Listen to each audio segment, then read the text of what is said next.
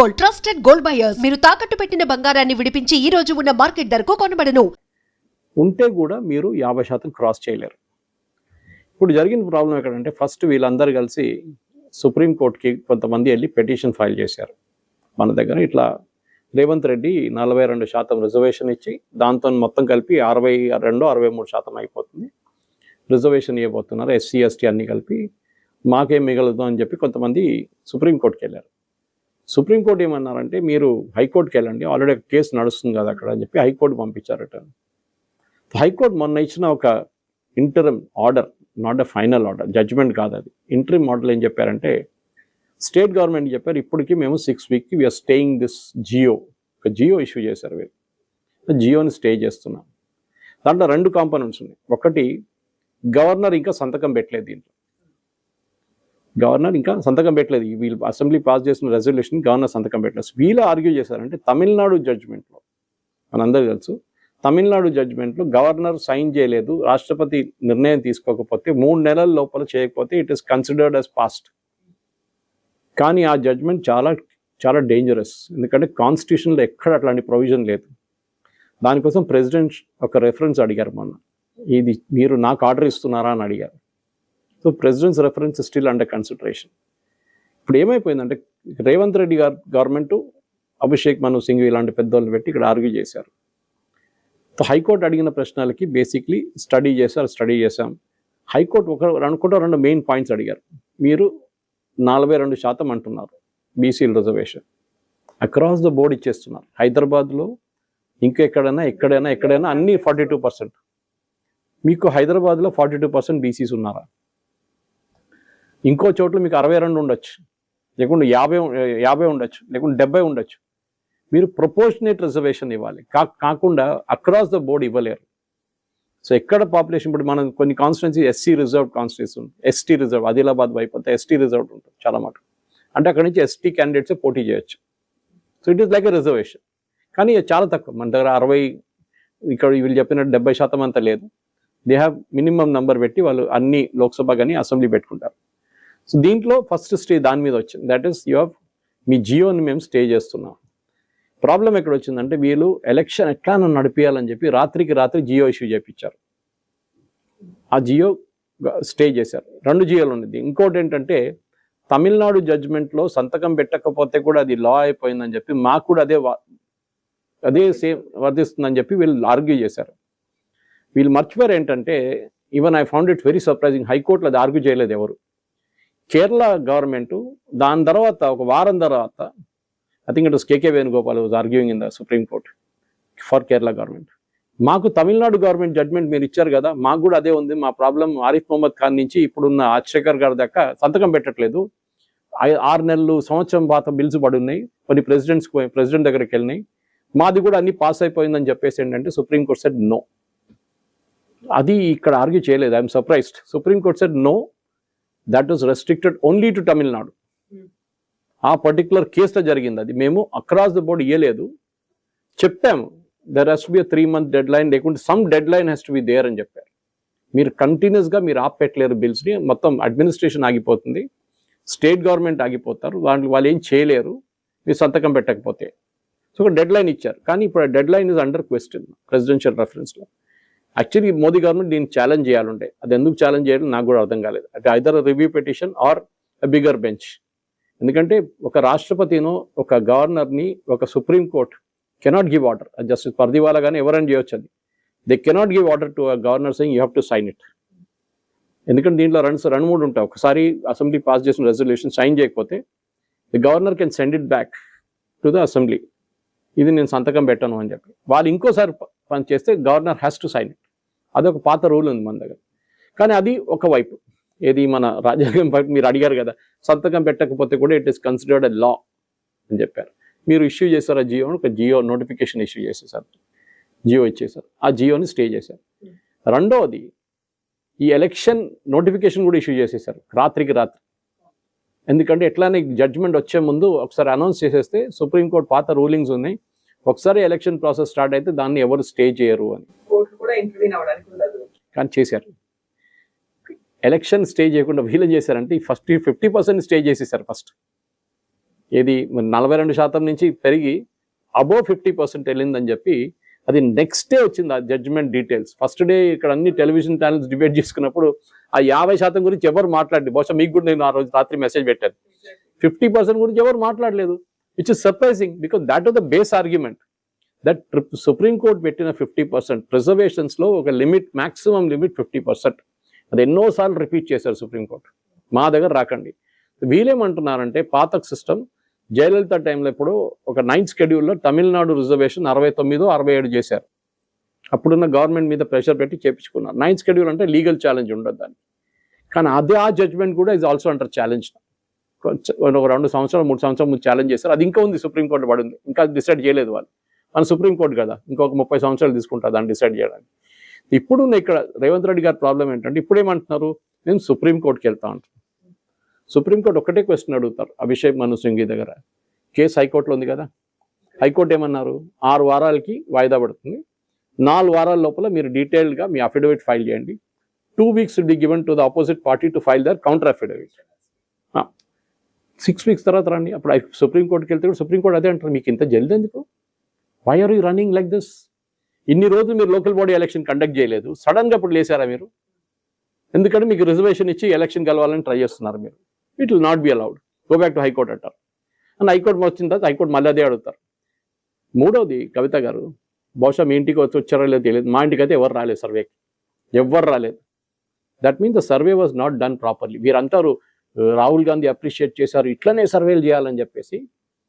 First ఫ్లా ఏంటంటే ఆ సర్వేలో ఒకరింటికి వచ్చి మీరు బీసీనా అని అడిగితే ఎస్, ఏ బీసీలో ఏ కేటగిరీ అంటే అది కేటగిరీ చెప్తారు మీరు, మీ దగ్గర ప్రూఫ్ అడగరు, మీరు చెప్పింది నిజం అని చెప్పుకొని వెళ్ళిపోతారు. అది ఎట్లా అండి? అది నేను అబద్ధం చెప్తే ఏమైపోతుంది? 1,00,000 మంది కలిసి అబద్ధం చెప్తే ఏమైపోతుంది? డాక్యుమెంటేషన్ అడగాలండి, డాక్యుమెంటేషన్ అడగలేదు. డాక్యుమెంటేషన్ ఉంది గవర్నమెంట్ దగ్గర, ఎవరి దగ్గర వెళ్ళి మీరు సర్వే చేయక్కర్లేదు. మీ దగ్గర ఆల్రెడీ ఎంపెరికల్ డేటా పడింది మీ దగ్గర. ఎట్లా?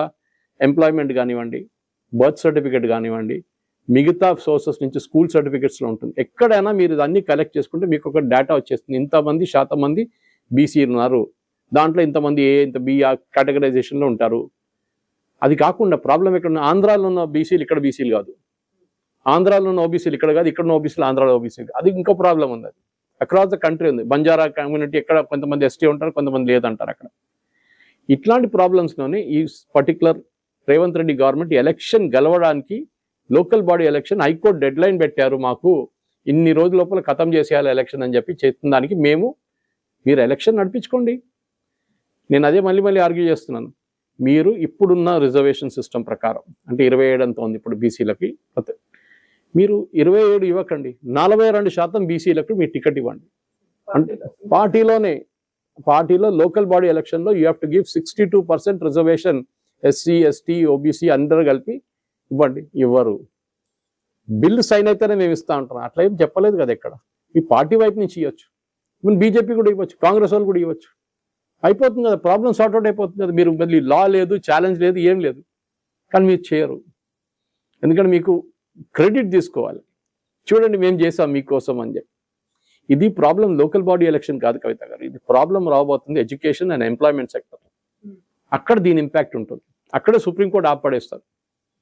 No, very clear, triple test is failed, it has also failed in the చాలా. దానికోసం కర్ణాటక సర్వే చూడండి. కర్ణాటక సిద్ధరామయ్య గారు ఉన్నప్పుడు 10 సంవత్సరాల ముందు ఆల్మోస్ట్ 100 కోట్లు ఖర్చు పెట్టి సర్వే చేయించారు. అది ఒక ఆయన సంతకం పెట్టలేని చెప్పి పక్కన పెట్టేశారు దాన్ని. సిద్ధరామయ్య గారు తిరిగి వచ్చినప్పుడు రాగానే నేను 3 వారాల్లో I will release the report అన్నారు. రాహుల్ గాంధీ గారు చెప్పారు, మేము రిలీజే చేయలేదు, 6 నెలలు రిలీజ్ చేయలేదు. ఎందుకంటే ఒక్కలిగా లింగాయత్ కమ్యూనిటీ ఏం చెప్పారు, రిలీజ్ చేస్తే సిద్ధరామయ్య గారు మీ గవర్నమెంట్ ఉండదు ఎల్లుండి అని చెప్పారు. వాళ్ళు కదా అక్కడ పొలిటికలీ పవర్ఫుల్ ఈ 2 కమ్యూనిటీసే, సిద్ధరామయ్య గారు కురుబా కమ్యూనిటీ నుంచి బ్యాక్వర్డ్ క్లాస్. కానీ ఒరిజినల్లీ కర్ణాటక ఎవరైనా రూల్ చేస్తుంది ఐదర్ లింగాయత్ ఆర్ ఒక్కలిగా. డికే శివకుమార్ గారు ఉన్నారు ఒక్కలిగా. సో ఆయన్ని తీసుకురావాలని ఆ కమ్యూనిటీ వాళ్ళు ట్రై చేస్తున్నారు. నేను బసవ కళ్యాణ్ వెళ్ళాను, నేను అక్కడ I saw the Lingayat power there in Karnataka. Bidar మన దగ్గర చాలా దగ్గర ఇక్కడ నుంచి, that is the place where lord saint Basaveshwara was. And అక్కడి నుంచి ఆయన రిలీజన్ని ఫామ్ చేశారు. పవర్ఫుల్ కమ్యూనిటీస్ని డిక్టేట్ చేయడం ఇక్కడ కూడా అంతే. మన దగ్గర రెడ్ హోల్ అంటారు, మన రెడ్ హోల్ పోటీ చేశారు. రేవంత్ రెడ్డి క్యాబినెట్ తీసుకోండి కవిత గారు. Other day was arguing with somebody, ఎంతమంది బీసీలు ఉన్నారు? మీరు చెప్తున్నారు కదా 62% బీసీలు, ఎస్సీ ఎస్టీలు. మీ క్యాబినెట్లో 62% మినిస్టర్స్ని మీరు బీసీలు కానీ, ఓబీసీలు కానీ, ఎస్సీ కానీ, ఎస్టీ కానీ ఇవ్వండి. మైనారిటీస్ 62% ఇస్తారా? ఇవ్వరు. ఇప్పుడున్న ఎగ్జిస్టింగ్ క్యాబినెట్లో ఎంతమంది ఉన్నారు ఆ కమ్యూనిటీస్ నుంచి? చాలా తక్కువ. You're not walking your talk. మీరు ఒక జియో మీద కట్టుబడి ఉన్నారు. మీరు ఆ జియో ఉంటే లేదు, పోతే ఏమైంది? లోకల్ బాడీ ఎలక్షన్ కాదు కదా, మీ మినిస్టర్షిప్లు ఇవ్వండి. రేపే మీకు అందరు మినిస్టర్ దగ్గర రాజీనామా చేయమని చెప్పండి. ఎల్లుండో వారం టైం తీసుకొని హైకమాండ్ దగ్గర సబ్మిట్ చేసి లిస్టు, మేము 62% ఎస్సీ ఎస్టీ బీసీలకు ఇవ్వబోతున్నాం క్యాబినెట్లో. రేపు లోకల్ బాడీ ఎలక్షన్లో కూడా మేము రిజర్వేషన్ లేకుండా కానీ మేము 62% వీళ్ళకి ఇవ్వబోతున్నాం చెప్పండి. అది చెప్పరు.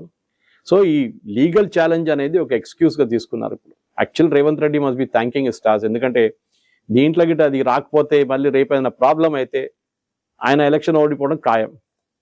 లోకల్ బాడీ ఎలక్షన్ అట్లా కూడా చాలా మటుకు లోకల్ లెవెల్లో ఆడుకుంటారు వాళ్ళు. ఎంపీటీసీ కానీ జెడ్పీటీసీ, అది లోకల్ పవర్ ఉంటుంది. వాళ్ళు డబ్బులు ఎంత ఖర్చు పెడతారు. మన దగ్గర ఒక ఎంపీటీసీ జెడ్పీటీసీ ఎలక్షన్ ఒక ఏం చెప్తారు, గుజరాత్ లేకుంటే కేరళలో ఒక ఎమ్మెల్యే ఎలక్షన్కి వాడుకున్న డబ్బులు ఉంటుంది. దానికన్నా ఎక్కువ ఎంపీ ఎలక్షన్కి వాడుకున్న డబ్బులు ఇక్కడ ఒక జెడ్పీటీసీకి వాడుకుంటారు. ములుగు బైపోల్లో మనం చూసాం ఎంత ఖర్చు పెట్టారు డబ్బులు అని చెప్పేసి. సో ఓవరాల్ చూస్తే ఐ థింక్ స్టేటస్ కోలో ఉంది. ఇప్పుడు రేవంత్ రెడ్డి గారు సుప్రీంకోర్టుకు పోతే కూడా ఏం జరగదు.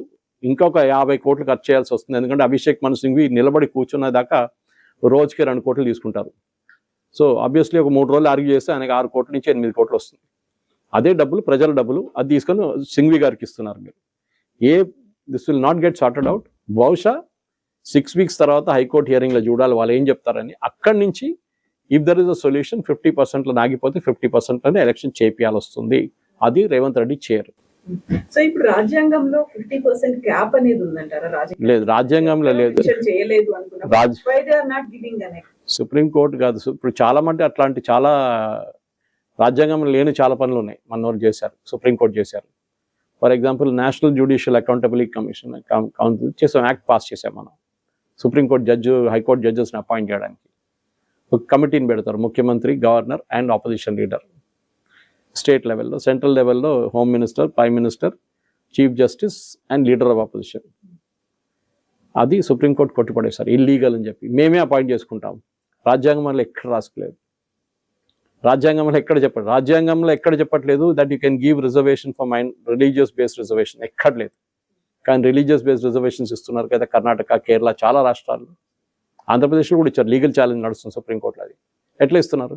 సో రాజ్యాంగంలో లేని చాలా, supreme court set new laws. Supreme court job ఏంటంటే ఇంటర్ప్రెట్ ద లా అంటాం.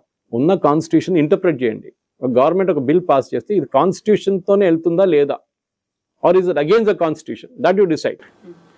ఇప్పుడు ఫామ్ బిల్స్ తీసుకొచ్చారు, అది కూడా లీగల్ ఛాలెంజ్ చేశారు. కానీ దానికన్నా ముందు మోదీ గవర్నమెంట్ విత్డ్రా చేసుకున్నారు. చాలా మటుకు అట్లాంటి చట్టాలని సుప్రీంకోర్టులో ఛాలెంజ్ చేసి సుప్రీంకోర్టు దాన్ని కొట్టిపడేశారు గవర్నమెంట్ చేసి. సో రాజ్యాంగంలో ఎక్కడ రాసలేదండి. చాలా చట్టాలని సుప్రీంకోర్టు కొట్టిపడేశారు, కొత్త చట్టాలు తీసుకొచ్చారు. సూపర్ పార్లమెంట్ అయిపోయారు సుప్రీంకోర్టు. సో 50% సీలింగ్ ఉందంటే ఎక్కడ లేదు. కానీ ఒక జడ్జ్మెంట్ ఇచ్చిన తర్వాత దట్ స్టేస్ అనమాట. అట్లాంటి చాలా ఉన్నాయి. మన కాన్స్టిట్యూషన్ ఎంత 140 సార్లు ఎంత అమెండ్ చేసాం ఆల్రెడీ మనం. అది కాకుండా సుప్రీంకోర్టు ఎన్నో జడ్జ్మెంట్ చెప్పారు, దాన్ని కంప్లీట్గా కాన్స్టిట్యూషనే మార్చేశారు వాళ్ళు. సో ఎక్కడ లేదు. కానీ it is a accepted principle of supreme court. 50% cap అనేది ఉంది, దాన్ని ఏం చేయలేము. అది మీరు ఆర్గ్యూ చేయాలంటే ఎంపెరికల్ డేటా తీసుకొచ్చి, సుప్రీంకోర్టు ఎప్పుడో చెప్పారంట మీరు ఇట్లాంటి సైంటిఫిక్గా స్టడీ చేస్తే మీ మే యాక్సెప్ట్ ఇట్ అని చెప్పారు. కానీ అది ఒక బెంచ్ చెప్పింది, ఇంకో బెంచ్ ఏమో కాదు 50%లోనే ఆగిపోతుంది అంటున్నారు. So there is no clarity on that. బహుశా ఇది కూడా 50%లోనే ఉండిపోతుంది. కానీ నేను మళ్ళీ అది రిపీట్ చేస్తున్నాను, పార్టీ వైపు నుంచే ఈ రిజర్వేషన్ ఇవ్వండి. మీరు చట్టానికి వెయిట్ చేయకండి. You give it from your side. మేమే 67% మేము ఓబీసీలకి, ఎస్సీలు, ఎస్టీలకి ఇవ్వబోతున్నామని చెప్పి రేవంత్ రెడ్డి గారు ప్రఖ్యాపించి చేస్తే రేపే ఎలక్షన్ పెట్టుకోవచ్చు. లోకల్ బాడీ ఎలక్షన్ ప్రాబ్లం ఉండదు. చిత్తశుద్ధి ఉంటే అంటారు డెఫినెట్గా. ఎందుకంటే అది ఎలక్షన్ గెలవడానికి ఉన్న స్ట్రాటజీ, ఓట్ల కోసం ఉన్న స్ట్రాటజీ. బీసీలకు చెప్తున్నారు, ఇంతమంది బీసీలు ఉన్నారు చూడండి, మీకోసం మేము ఇది చేస్తాం, మాకు ఓట్లు ఇవ్వండి. కానీ అదే బీసీలో అడగాల్సింది ఏంటంటే, సరే చట్టం పక్కన పెట్టండి, మాకు మా స్టడీ ప్రకారం వచ్చిన 42% మాకు ఇవ్వండి, మీ పార్టీలో ఇవ్వండి, మీ ఎమ్మెల్యేస్ ఇవ్వండి, మీ మినిస్టర్షిప్లో, మీ క్యాబినెట్లో కూడా 42% బీసీలు ఉండాలి. అది జరగదు. అక్కడ వచ్చినప్పుడు మొత్తం పాట మారిపోతుంది.